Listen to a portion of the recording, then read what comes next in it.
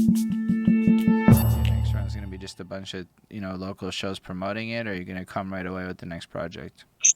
So the goal is I want to take like 6 months. I'm working on finishing getting this single finished up. I bought a beat pack from Chris Calico and Wishmack Master back in November, with some beats and features from that. So I finally got one together that I'm finishing up now. I'm gonna drop that as a single.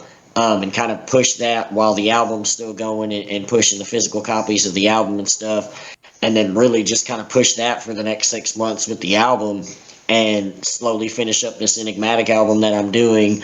And I've also got this collaboration EP that I'm working in between all of that, that'll have my Chris Calico features on it and the different features I'm doing with different artists and stuff like that, because I want to still be able to have access to do those things and not necessarily have to have a project for them, but still have a purpose for them if I don't just want to do a bunch of singles while working on another album.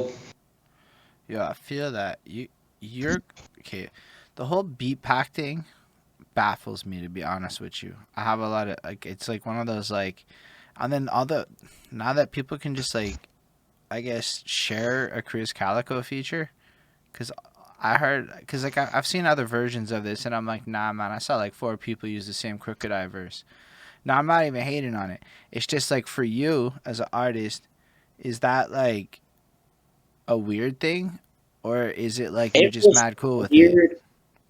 The first time I did it, I got this beat combo pack from the Oil Temper thing when they were doing the Capadonna and the Jaron Benton. That's where, when you played that smooth talk earlier, that's where that verse came Yeah, from. because I was And it was really more so of a, yeah, everybody can use it, but it's like, if I make mine stand out enough, then it stands out to that aspect. I'm not big enough that I had to worry about so many streams, and now I need to go back and buy, the whatever license I need to have for it. hold up. So when you cop the beat pack, these like features have limited licenses. But it's some, like, I don't want to say crazy high number, but you've got, like, you can do. I want to say it's like 500,000 streams, or certain ones have certain, you know, I guess contracts, if that's what you want to say. Like, if you surpass certain things, then you have to come back and basically decide what to do from that point. And I think that's how they get away with, like, doing that to where everybody can still kind of use it, but still, if it gets past a certain point, you know what I mean? They've got to justify the numbers. So basically, this whole business model is based on the fact that most people are probably not going to hit the number that's required, so thus it will never feel saturated to any local market.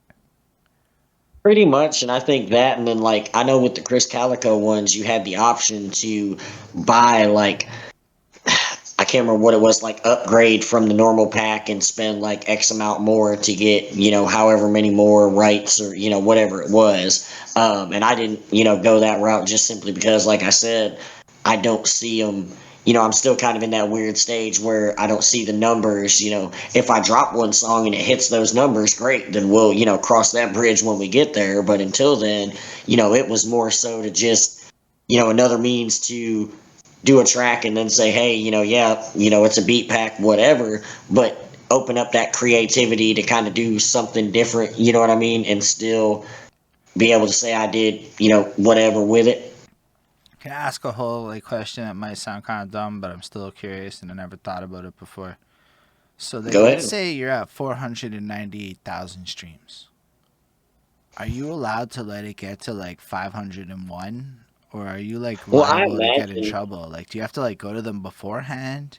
Like, how does that I'm not actually work?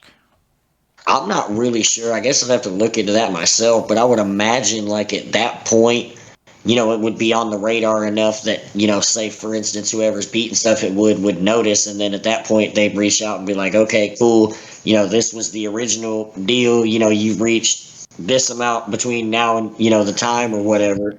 Because you have to like release it tagging these artists in their like official stuff. Yeah, it's Hold weird. up. Like, I remember. Immortal just said you Neil Young that fucker and take it down. Is that gonna be a thing? Can we do that? Can we just say we Neil Young stuff moving forward, and that's just like the new slang? I'm in. I mean, I'm with everything else that. is Cancel Yo, culture, you know, why not? Neil Young it. Let's go. I'm with it. It works in all contexts. Immortal is done.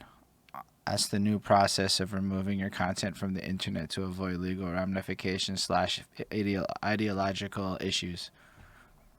Neil Young it, bro. It never existed.